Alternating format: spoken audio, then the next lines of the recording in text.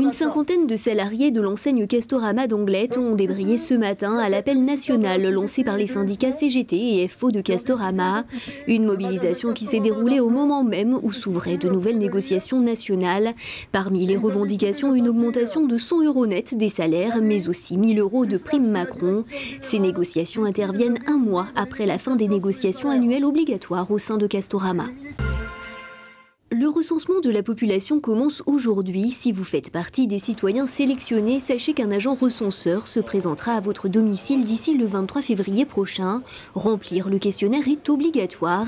Les résultats du recensement servent à connaître la population vivant dans une commune et de ce fait à adapter les projets aux besoins de la ville, comme par exemple ouvrir une crèche, construire des logements ou encore développer les moyens de transport. Ce sont les murs extérieurs d'un véritable monument palois qui ont été démolis aujourd'hui, ceux des anciens magasins Larayet situés en centre-ville.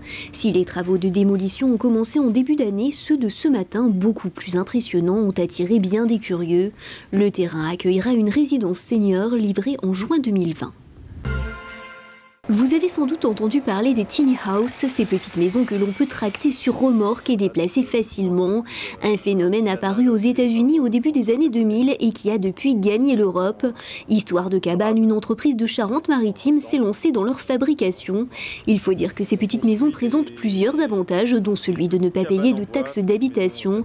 Avec 2 salariés, la PME produit 10 à 12 cabanes par an pour un chiffre d'affaires d'environ 200 000 € et elle est sollicitée aux 4 coins de l'Hexagone.